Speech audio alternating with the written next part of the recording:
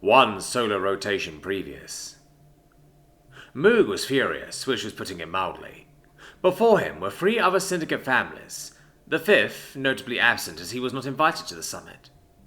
The lavish dining room they were in was funded through contributions over the many deca solar rotations by each of the syndicates. It was a display of wealth and power without the need for conflict. The small station, located 50 light minutes away from Wapu's star, was a closely guarded secret, known only to the leaders of the syndicate and their most trusted, usually their second in command. Constructed in secret so many long solar cycles ago, it was a truly neutral place where the families could conduct business, negotiate, or, rarely, declare grievances. The food and other consumables that were taken out of cold storage had been provided by Goik, the merchant. As the man himself was not attending, it had been consumables that had a long shelf life, or had been frozen to very low temperatures. If he had been in attendance, everyone, personal guards included, would be dining on most expensive delicacies and opulent intoxicants, such as Terran chocolate, Nyoyil honeyed crystal, Tezel spiced creams, or whatever held his fancy. Goik never disappointed. Alur Zingo Zimayan, Pirate Queen, provided building materials for everything in the form of Galactic Alliance Council Next Generation Mil-Spec alloys.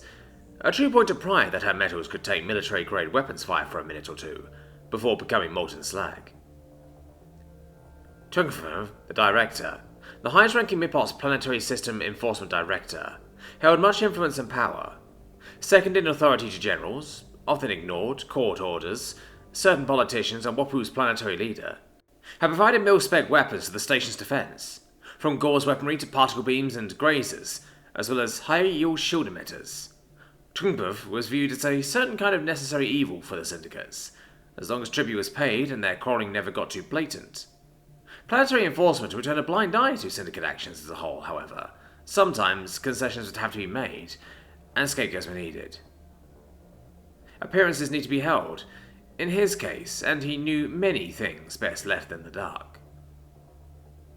Fuyth, the Empress, a female Nimian of excessive deviancy and carnal desires, was a banking and real estate mogul, directly owning 15% of everything in Wapu, an untold wealth in the form of stocks, subsidies, and all manner of financial shenanigans.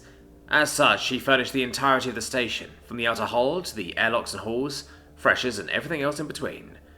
No expense was spared as she simply flaunted her obscene wealth, which was seen no matter where one went. Lastly was himself, Moog, the Energy Baron. Mipot's owning nearly every energy utility directly or through shell companies, as well as reactor fuel refineries and extraction sites from the various installations dotting the various gas moons and gas giants of the system. A long-standing agreement had been made that he was to be as neutral as possible, and in return he would have the sole power to settle disputes between the families. He provided the reactor and power grid, as well as fuel and upgrades, and certain power-related redundancies for the power-hungry station. Everything needed fuel, and he could bring the entire system down in rotations if he so desired it. This position gave him a certain degree of protection, even from Tungpuf.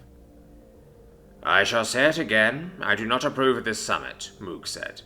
"While I will not go against precedent set forth by my family from previous generations, I am making my stance clear.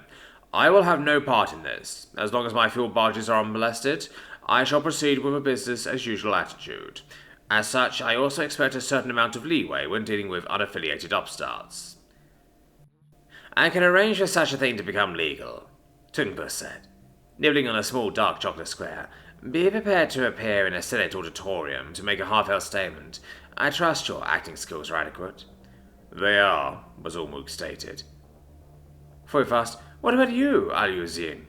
What are you trying to get out of this temporary alliance?" "I simply want to take Terran goods to my own ends," was all the Tux's woman replied, then reciprocated. "What do you get out of the ashes of this, Foyth?" "I get to remove someone that does not pay me a single credit," the Nimian said with a pout.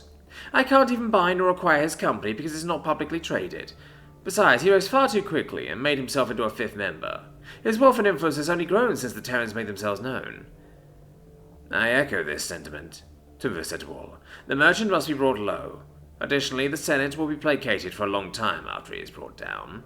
There are demanding answers that I can't just ignore anymore, and I need results.